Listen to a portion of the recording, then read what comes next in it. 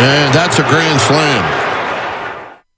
And that's a grand slam. And oh, baby, the Giants hit the piss out the ball yesterday at, what is it called now? Guaranteed Rate Field?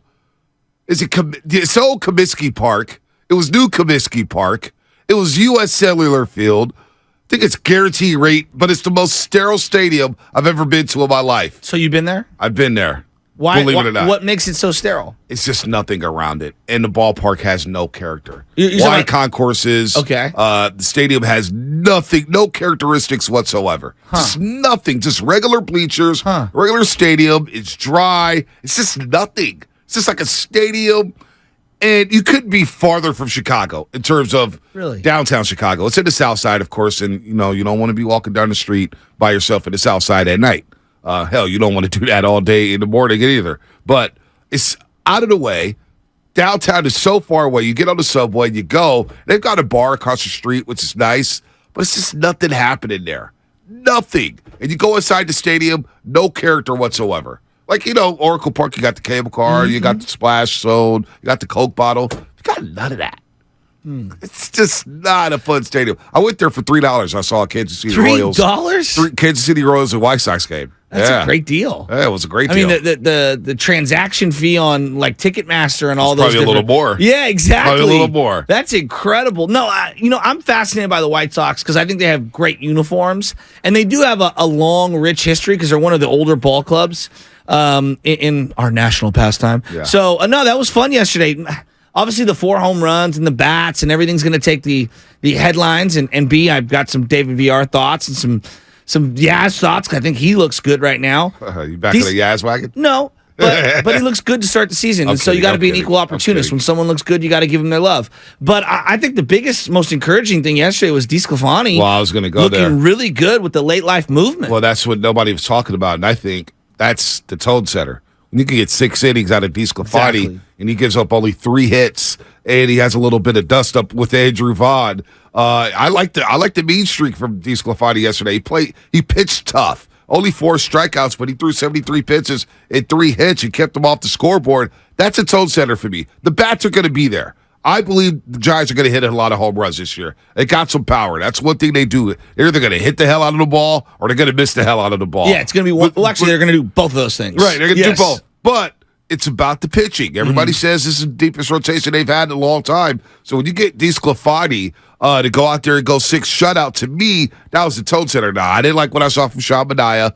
Are they going to use him in this role moving forward? I did not like it. Maybe you just start him. I don't know what you do there with Sean Manaea. I was not impressed with the stuff yesterday at all. And he gives up to 3 runs, of course, to the White Sox. But Disco setting the tone like that, I could get down with 6 innings from your number 4 starter. Yeah, and he's a guy that when he is going well, he's got multiple pitches that have lots of late life movement, and he likes to pitch down in the zone. I think part of what really did him in last year, clearly the ankle injury was part of it, but he left the ball up hanging, and he doesn't have good enough stuff. You're talking about his strikeouts. He's not going to be a strikeout guy. He's a guy that's going to get a lot of ground balls and a lot of like weak pop-ups, weak flyouts. Like that's part of his game.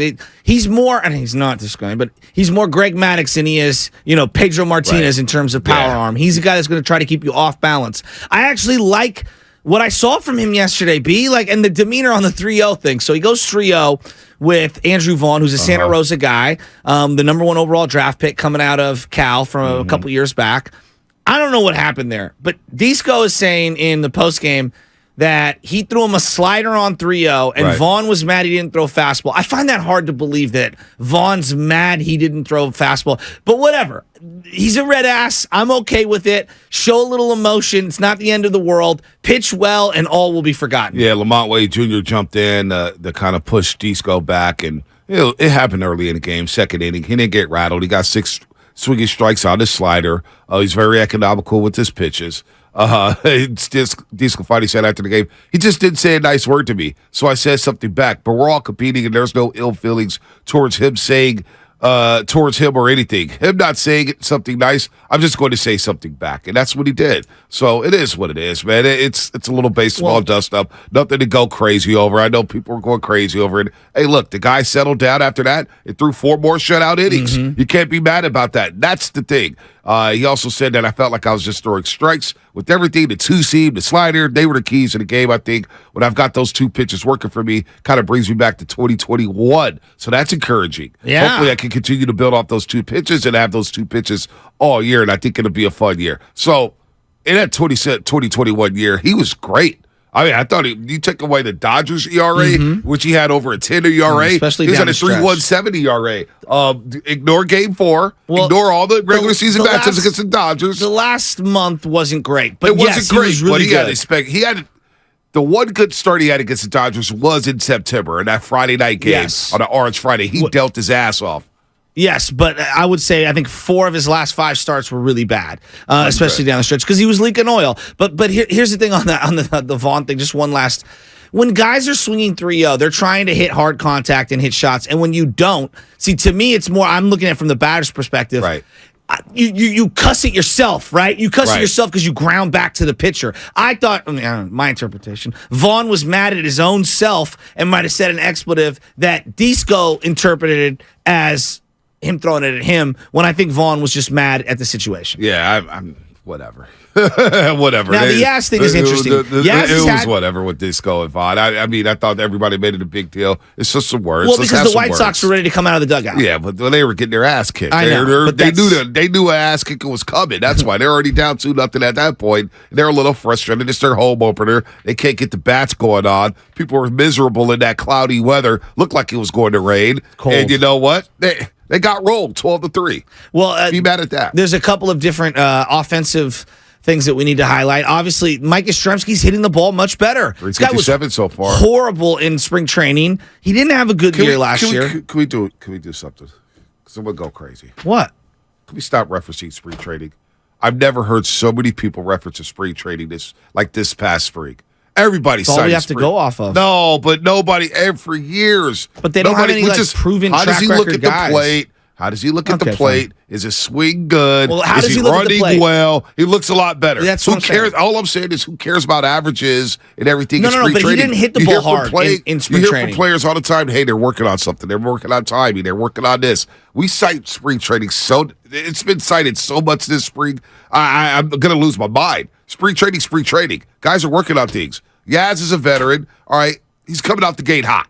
I'm happy Which about is that. good. It's good. Well, not only that, he's running the base as well, which is an aspect of with the new bases and things like that, and the team telling us they're going to be put in movement more. I'm happy to see. And then you get to, obviously, Conforto. Finally, like this is one of your bigger free agent signings this year. Conforto waking up is a big development. And then you look at David VR, and I want to stop on David VR for a second. I don't know what he is, B. I don't know.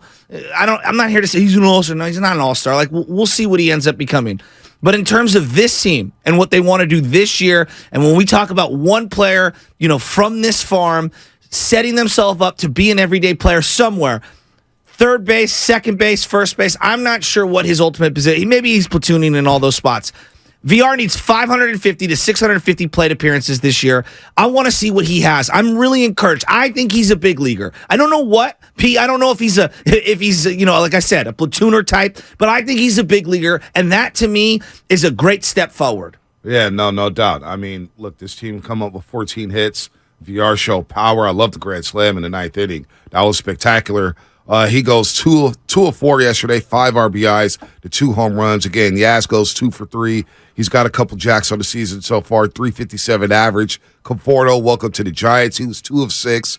Tyrone Estrada batting 375 on a young season. Montway Jr.'s grinding. He's trying. I don't think he's your prototypical leadoff hitter. No. But he's trying. No, I You got agree to with do that. what you got to do there with this lineup. And look, they're going to hit at times. They will hit. It's can you keep the strikeouts down? And yesterday they struck out 9 times. You got 5 strikeouts from Lou A. Jr. and Conforto. I don't like that at the top of the lineup. But again, you hit 7 home runs yesterday. Hit 7 home runs in a game. I mean, that was historic yesterday from the Giants. And you get a nice pitching day from Anthony DeSclafani. So they get a day off today. They're 2-2. Let's not freak out again. We're only 4 games in.